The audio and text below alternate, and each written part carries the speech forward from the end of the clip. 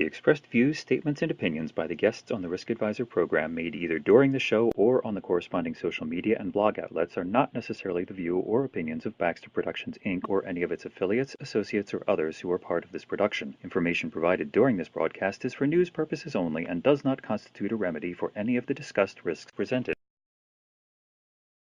Did you ever wonder how much simpler life was when we were growing up? Today, there are growing concerns about the impact of digital technologies on children's emotional well-being. The best results of social media misuse, anxiety, depression, and suicide. How bad is it, and what should you be considering? We're going to talk about that today on theriskadvisor.com.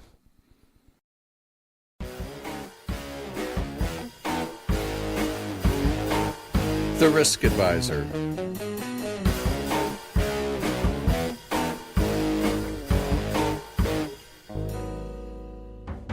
You're listening to the Risk Advisor podcast. The Risk Advisor highlights topics about the most important personal security and safety issues today. This is for you, your family, and your loved ones. Experts alert to trends, tactics, and techniques used against us. You can be more aware and more informed to stay safe in this ever-changing, complicated place we call life. And now your host, media's go-to guy, Sal Lefriere. Welcome to the riskadvisor.com vodcast. We're here with Jennifer Desai, a child psychologist and director of special services in the New Jersey school system with over 20 years of experience in the field. Today we're going to talk about parents' concerns over social media. Jen, welcome to the show. Thank you, Sal. I'm excited to be here. Oh, sure you are. It's a great way to spend the day. So, Jen, let's get into it sort of quick. The story with schools and how things have changed. Obviously, when we went to grammar school to the point of things today, how's things changed? Well, today there's a lot more technology involved in schools, and with that comes a lot of other problems and issues from the impact of social media and gaming and videos. This has led to a significant increase in students demonstrating depression, anxiety, even suicidal ideation. And it's become the major part of what I do in my work in schools now.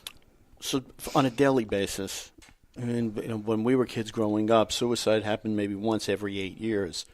What's the big challenge you see every day? We are almost weekly sending kids out for anxiety, depression, or suicide ideation. So this has become commonplace now in the schools. It wasn't when we went to school, but it is now. And social media, for what we're seeing, is at the crux of it. That seems to be one of the major triggers in children today having depression, anxiety. So let's look at this just in a little bit of a historical perspective. Right? When we were kids growing up, and you had horror movies, and some of us hated to watch them. I still to this day hate to watch them. But you would watch horror movie and have nightmares. Yes. Today we have social media. Correlation between the two? So it's in a way it's very similar because it's a traumatic experience that a child has from either watching a video or a movie.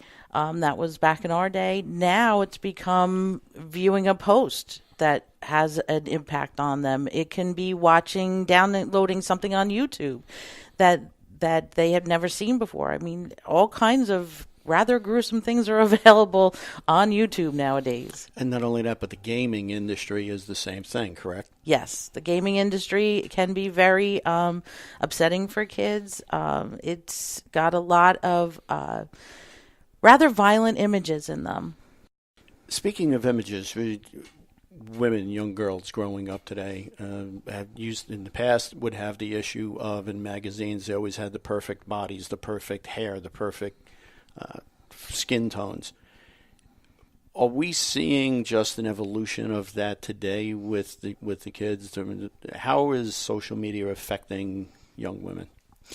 Well, now it's even more prevalent because now it's not just the movie star on the screen. It's really also the child next door who has the perfect Snapchat video, or post, or selfie, or things like that. And so now you're not just living up to an ideal that's put out in a magazine and it's a model or a actress. Now you're dealing with people who that's what they do for a living, and they're regular people, the person next door. And now you have to live up to that. You have to take the perfect selfie. You have to take the perfect video and get as many likes as possible. So it's become more prevalent, more difficult for teenagers to live up to that ideal.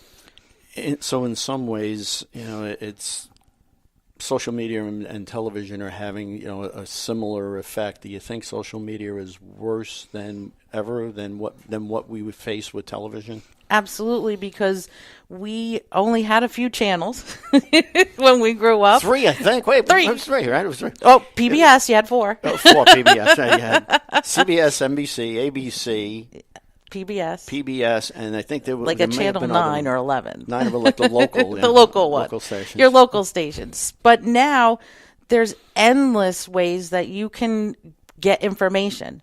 The internet is wide open. There's constantly platforms and different media streaming ways to view anything, and anyone can post anything. There's really no limit, and someone will be a platform for you to put something out there. So, back to the point of there's endless images that a child can see, and endless hours they can watch these types of streaming. Now, obviously, we're talking about children and the effects of social media on children and, Yes. and the problems with it. But let's talk about the adults for a second. Is there a difference, or are the adults facing the same problems? Well, for adults, it's a little bit different because we're a little less susceptible to the addictive qualities of it. But you can use social media, Facebook things, to reach out and connect with family and friends, and that's a positive. But when you use it to avoid contact with people, that's when it becomes a problem, and that's when it leads to depression and anxiety. Can it ever be used on the children's side of it? Can it ever, or young adults or adolescents, can it ever be used for a positive side?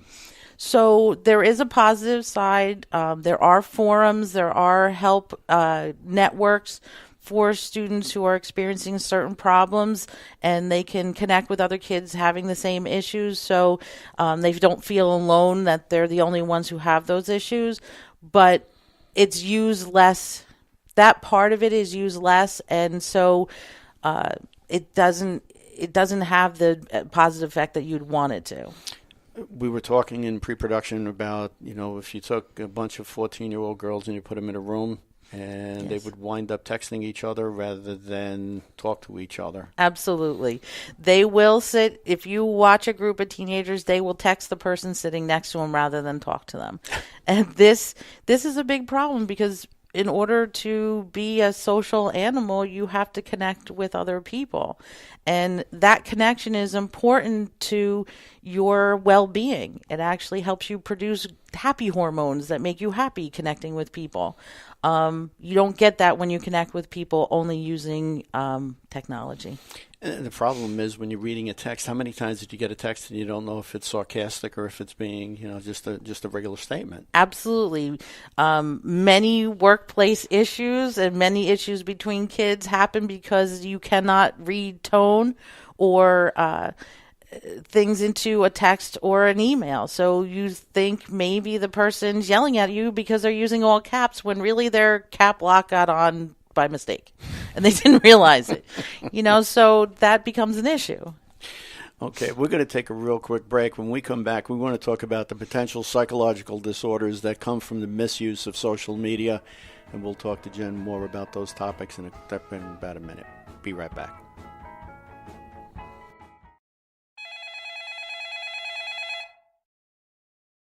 Sir, the chairman of the board is on the phone. Let me ask you something. Workplace violence, terrorism, identity theft, cyberbullying, and stalking. It's not a matter of if they will happen, it's a matter of when. Are you prepared? Are you ready?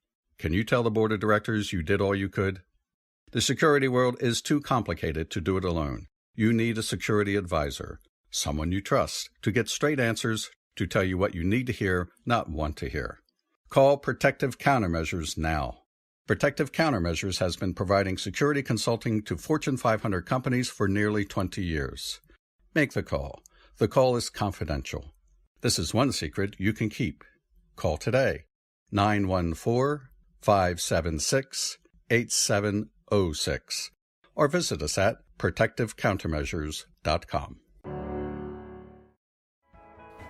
You're watching the Risk Advisor podcast, and we're here with Jennifer Desai, a child psychologist and director of specialized services for the New Jersey school system with over 20 years of experience in the field.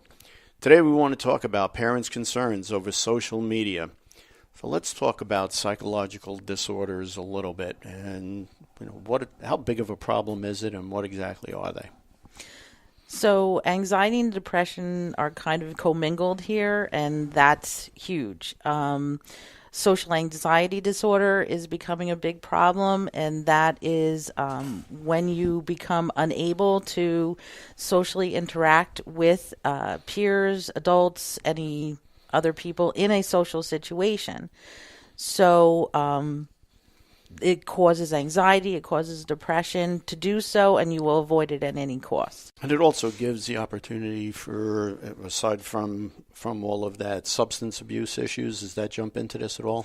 Yes, that can also become part of it, because in order to alleviate the anxiety or the depression, kids can start to use other methods that are not approved. It's sort of funny because we keep talking about this vicious circle that the kids get into, yes, where they become anxious. It's difficult for me to understand about anxiety with the children. I mean, when I went to grammar school, the biggest anxiety I had was my mother running after me with a wooden spoon. So to understand the fact that that children are going through this is tough for someone like us to understand. Explain a little bit about the anxiety that kids go through and how that's affecting in school. So what happens is students become anxious because they cannot have access to their social media. They can't have access to their phones, to their IM, to the Snapchat, to know what's going on. They have to know what's going on. It's a phenomenon that's gotten a nickname called FOMO, fear of missing out. Missing out. Exactly. So if they're not connected 24/7, they're missing out on something. So that's where the anxiety comes from. The depression comes from not being able to access it, or finding out that you have missed out on something becomes the depression. And then it just keeps building on itself. It keeps getting worse because you're not connected, you're not involved, and then you start to get into social anxiety because now you don't want to interact because you're afraid of how that's going to be perceived and not perceived in a good light. So it becomes a vicious cycle of getting worse and worse and worse. It's a spiral. It's not really a circle. It's more of a spiral that goes downward. So with all of the bad that's happening and going on, is social media really making us social misfits? Absolutely. I mean, it's just a poor term, right? Yes. It's going to be, it's social media to get you out, get you to talk to people, getting to everybody, and having a lot more friends. And yet there seems to be this wall that prevents it. People are becoming more comfortable with talking to each other via text message, email, Facebook, IM, Snapchat, but not really having a conversation. If you think about Instagram and Snapchat, it's just a picture. You're not really having a communication. You're sending them a picture. So you're not talking to people. You're not interacting. You're not having a social conversation. You're not having to problem solve with people. If a child, all they do is have interactions in these quick little snippets, they're not having to problem solve. They're not having to say, hey, this person's saying something I'm not comfortable with, so I need to deal with it right now. So all that social skills that you would have in talking to people, that's no longer a part of the conversation. The give and take of a conversation, just like we're doing now, is not part of something that they're learning to do and do consistently. I don't think we could actually have a conversation about social media without talking about, and talking about the bad sides of it, without talking about cyberbullying and Yes. the effects that that's having on the adolescents. And we see it in our practice here. We wind up seeing it even with adults, Yes. with regards to stalking and some of the bullying that takes place. But that's separate. Keeping it back to the kids, talk to us about cyberbullying and the effects that it has on them. Cyberbullying is absolutely devastating to adolescents. It occurs more with girls than boys. As I've said before, it's one of those things. You hand a boy a cell phone, they're going to look for a game. You hand a girl a cell phone, they're going to go on social media and they're going to tear each other apart. They leave each other out. They criticize each other. And that's devastating. It's especially bad in the middle school ages. That's when they're most critical of each other. And you get gang mentality and things like that where they'll gang up on one girl. You see our suicide rates for middle schoolers increasing because of this. Severe depression, severe anxiety, suicidal ideation. So they're thinking about it. They may not act on it, but they're thinking about it. And cyberbullying is so much easier when you don't have to walk up to somebody and say, I don't like you, and I don't like you because. But you can say whatever you want behind that shield of anonymity when you're using social media. There was a stat that came out by the Department of Justice in dealing with stalking, and they were talking about cyber, and they included cyberbullying statistics in it, and they said that on average, a cyberbullier at the adult stage winds up bullying 6 to 9 people at a time. Yes. Right? Where years ago when we were growing up, if you were going to be the bully, you could only bully 1 or 2 people at a time. You can only beat up so many people at a time. Now you got this problem where they can do it with this anonymity to it. Mm-hmm. With respect to the suicide ideation, is that something that? How do you make the determination of difference between something that's a cry for help and something that they really are thinking about? Well, there's actual surveys that we utilize. The biggest one that's used universally is from the University of Columbia. Most schools have been trained to use it. We in our school have been trained to use it. And it helps you differentiate between, is it just something that they're thinking about, or is it something that they've really made a plan? So if your child has a plan in place, if they've written it down somewhere or communicated it to someone, then you need to seek help immediately. If it's just a thought that they're having, they're thinking about it, and would it be a good idea, not a good idea, they're still mulling that part of it, then you still need to seek help, but it's not as immediate. Most of the time we find out in the schools because kids are willing to tell us. They'll tell that their friend is starting to say things that they're uncomfortable with. We do have a level of access to a lot of these media outlets, so we see a lot of it before it happens. So we're able to try to find out, assess it, and then communicate that with the parents so that we can try to help them get to the problem as quickly as possible. And parents obviously have to be sort of aware and engaged in it. And how big of a problem within 30 seconds, how big of a problem do you see where parents are either not engaged or just not talking to the children? Well, like we said before, it's just as much of a problem with parents because they're on their own devices. They're having their own issues with social media, and they're not always paying attention to what's going on with their child. If your child is seeming to be withdrawn and not wanting to go out and hang out with their friends and do things and leave their room or leave their device behind, that's some warning signs that your child may be having problems with social media. Okay. We're going to take a quick break. When we come back, we're going to talk to Jennifer Desai again about what to be on the lookout for and what you can do as a parent or as a guardian to help that child. We'll be right back. From the files of New York detective Frank Santasola comes a riveting murder mystery novel, The Garbage Murders. After an illicit liaison with his mistress, the owner of a private sanitation company in New York is murdered. His wife, aware of the affair, first believes it could be the motivation for the killing. But when her truck drivers are attacked by her husband's associates, family values get questioned. Enter the life of Detective Frank Miranda, one of a few men in law enforcement assigned to infiltrate the Italian mob and bring to justice some of the biggest names in organized crime history. Be taken into the world of an infiltrator and the personal decisions and sacrifices he made daily. Guaranteed to touch all your emotions: sadness, anger, love, and laughter. Available on Amazon Books in both paperback and Kindle editions. TheGarbageMurders.com.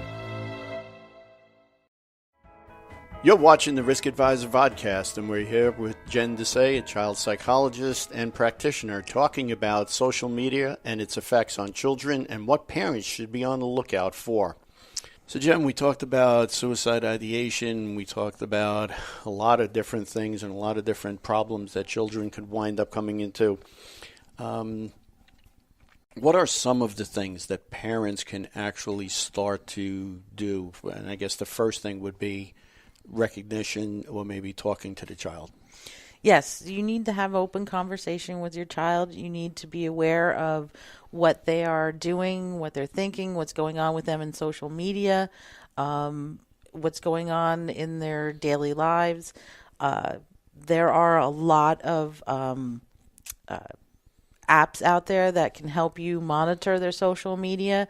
So you are aware of what they're saying, what's being said to them, who's on their social media is also very important to monitor as well. So I guess knowing your child probably is one of the most important things, and understanding Absolutely. if the child is overly self-conscious. Is that a warning sign or something that you should be aware of? Yes, if the child is overly self-conscious, if they're avoiding social situations, you want to start to have conversations with them about what's going on with them.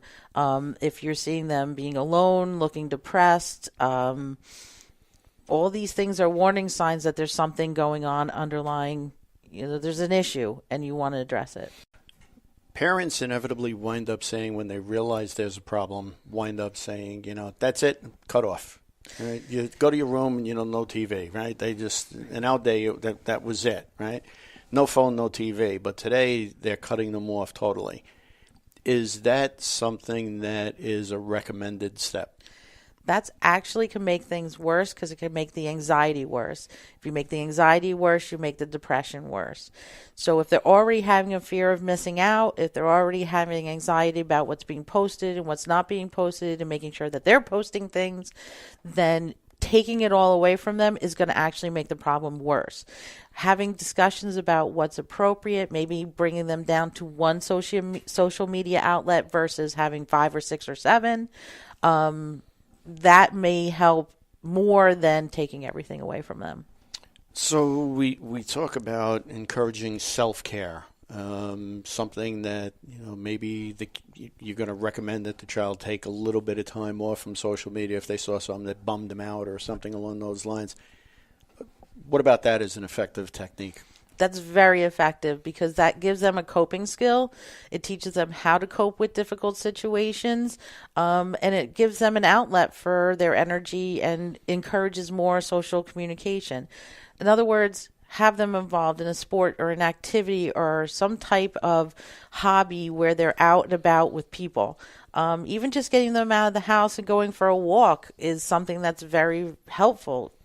Fresh air and exercise is always a good thing. But Mom used to say, go out and play. Exactly.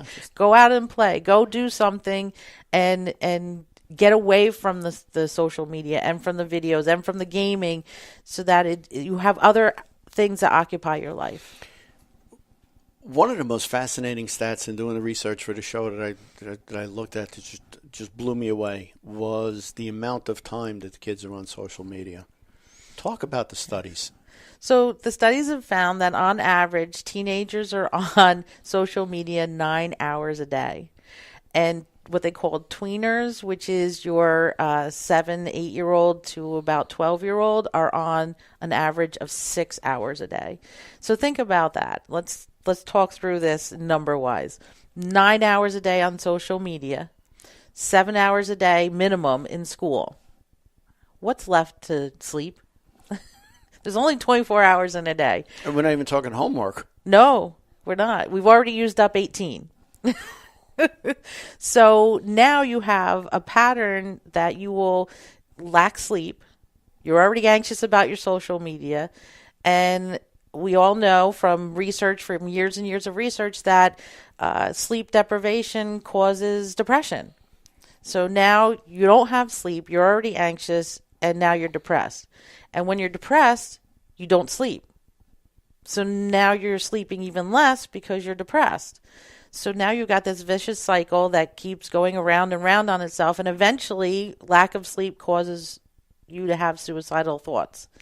And you may act on them because you are so severely depressed. Kids today, and I guess maybe they're faced with a few more things than we had to when we were growing up, and I think an element of divorce, obviously. Mm-hmm. But I remember in one of the conversations we'd had, we were talking about how the kids have to face, they're facing poverty. The kids are dealing with the same thing that the adults are, right? So they're dealing with the poverty. They're dealing with the death of a loved one. They're dealing with the death of a good family member, maybe a grandmother or a close aunt or an uncle or something like that. And then you top all of this on it. How do they actually get through it? I don't know. What makes them adjust to it? How do they get to adjust? Well, is it from strong family support, or yes. do they get that from school? Or I could believe that a ton of kids are going to counselors. So there are a lot of kids that are going to counselors, and there are a lot of kids that have other outlets. If your child is a healthy child, they have another outlet, whether it's drama or sports or a club that they're really active in, a hobby, something that they're doing with other people, and they get away from the pressures. The pressures are school related, they're family related, and they're social media related. So if they have some sort of outlet where they're getting away and they're doing other things, we all know, and there's tons of studies about sports being so good for you and building confidence and things like that. The same thing happens if you do drama. If you're out doing social programs, you're out helping homeless, you're doing food banks, you're doing those kinds of things, which is all the clubs are involved with. That again gives you a self-confidence and a social well-being that can counteract the things that are happening on social media.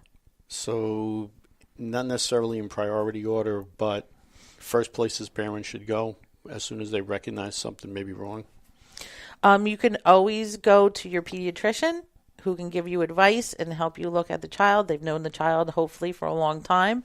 You can go to your schools. We all have tons of resources. And then online, there's places like the Child Mind Institute where there's a lot of information available. So there's a lot of outlets for you to get assistance and to get the help you need for your child. Great. Well, Jen, thank you for coming in. We really appreciate it.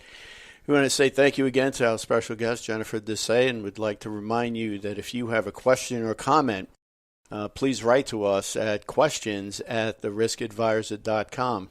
You could also follow us on our social media accounts, and you can find all of those links on our website at theriskadvisor.com. We hope you enjoyed this show, and we hope to see you next week. Thanks for watching.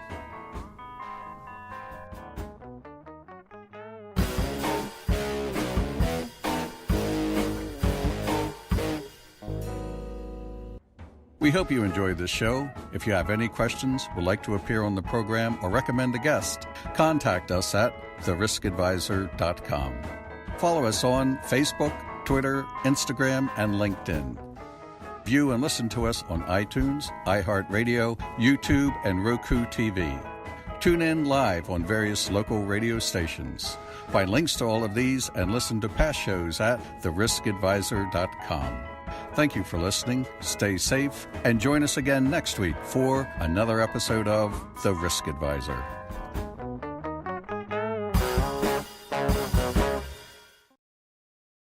Protective Countermeasures has been providing security consulting to Fortune 500 companies for nearly 20 years. Call today, 914-576-8706. ProtectiveCountermeasures.com. theriskadvisor.com.